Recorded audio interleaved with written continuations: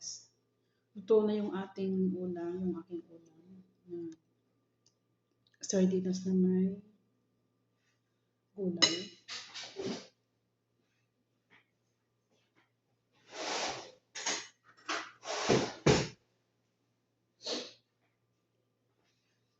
Ayan. Kasama niyo akong mag-almusal. 9:20 na dito sa Riyadh, Saudi Arabia. Sama niyo akong mag-almusal mga kabayan, mga kapatid OFW. Kain tayo. Kain. Ipaghimagas tayo isang buong kanin natin.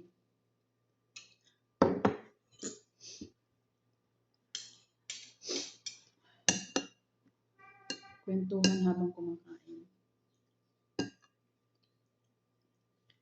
Dito sa abroad natin mararanasan kumain ng mag-isa, ng tayo lang, hindi kaharap ang pamilya, hindi kaharap ng mga anak.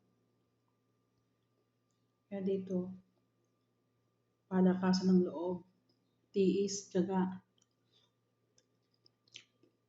Kailangan labanan ang lahat ng homesick. Sakripisyo.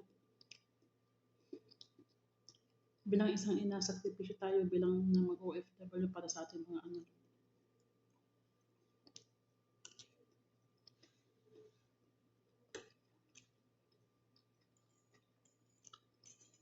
Para mabigyan sila ng magandang buhay. Mula sa pagkain, damit, eskwela, sa lahat ng mga pangangailangan nila. Yung halos wala nang matira sa atin. May bigay lang yung kailangan nila, yung mga gusto nila. Almost lahat ng ina na nag-OFW ay na hindi naranasan nung bata.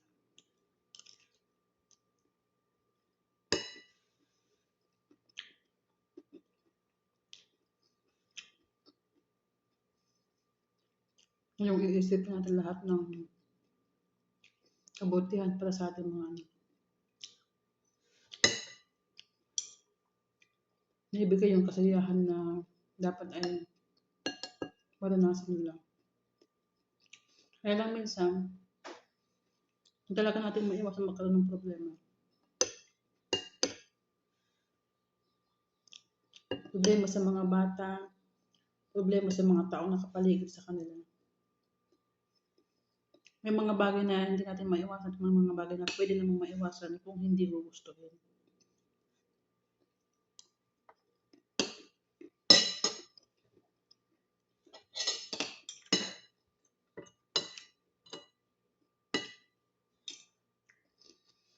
Yung mga problema na dumadating na kayang ayusin. Pero may mga problema na dumadating na hindi inaasahan, lalo na kung mayroong mga taong i-involve. Lalo na kung may mga taong nakikialam. Yung kulang na lang, diktahan ka, kulang na lang, tanggalan ka ng karapatan para sa mga anak mo. Yung gagawin ang gustong gawin para sa mga bata na hindi mo alam bilang isang ina. Yun ang mahirap, yung ipinagpiliin, yung nililihiman ka, tapos huli na kapag nalaman mo. Yun ang hindi maganda. Kaya ang problema sa mga anak na iniiwan natin, na bilang tayong mga ina nagsasakripisyo para sa kanila. Yung hindi nila iniisip yung hirap natin, yung sakripisyo natin, para lang maibigay yung gusto nila.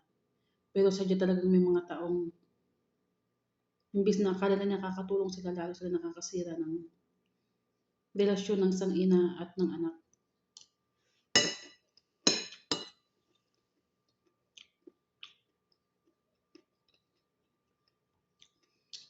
Kaya mahirap na imbis na ikaw na ina ang siyang magdidesisyon lang para sa iyong mga anak ay nagkakaroon ng conflict ng hindi magandang relasyon dahil sa pakikialam ng mga tao na kapaligid.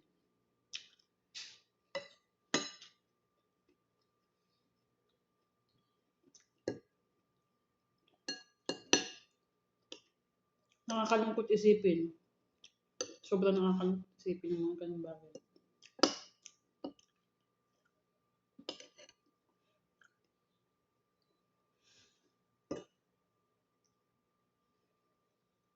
Hindi man nila naisip yung sitwasyon mo, yung sitwasyon natin mga OFW, kung ano yung magiging kahihinatan ng mga ginagawa ng iba.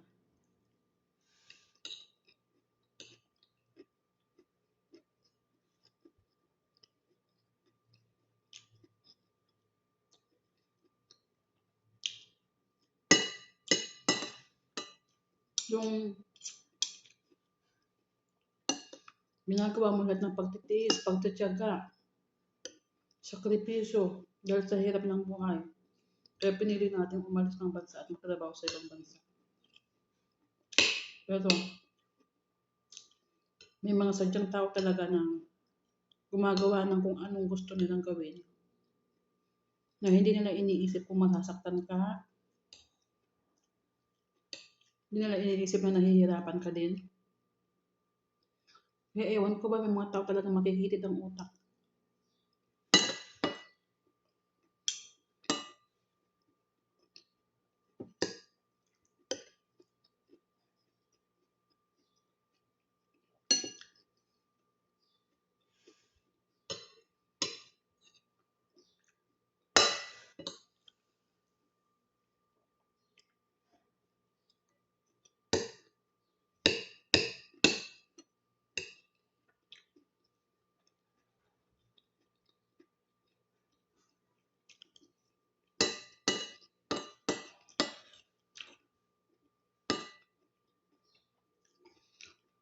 Yun ba sana isipin nila yung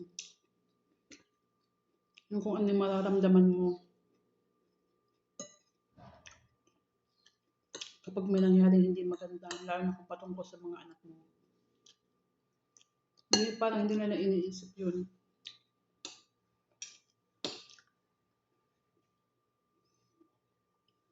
Yung parang gusto nila, kung ano yung nasa utak nila, kung ano yung gusto nila, yun ang gusto nilang gawin. Kahit walang abiso mo bilang isang ina.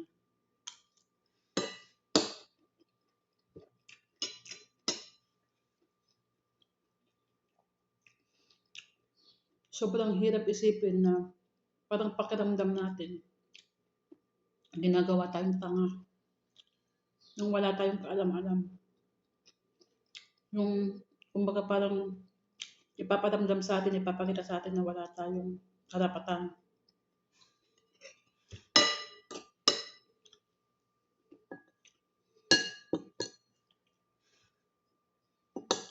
Dahil ako, bilang isang ina, na ina ng mga OFW, ina ng mga bata, iniwan ko sila para sa kabutihan nila. Sakripisyo ako. Pero lahat ng mga sinabi ko kanina, nararamdaman ko ngayon. Sobrang hirap.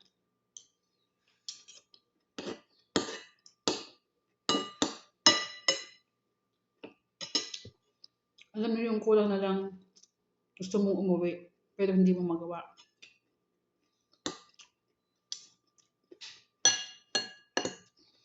Dahil hindi basta-basta. Maaari sana kung nasa Pilipinas ka lang, makakauwi ka anytime na gusto mo. Kaso hindi nandito ka sa ibang bansa. Kung sana isipin sana nila yung pakiramdam natin. Sana tayo ang intindihin nila na tayo nagsakripisyo at tayo nag-iisa dito. Nagkikipaglaban sa buhay para sa pamilya, para sa mga anak. Pero sadyang may mga tao talagang walang pakialam.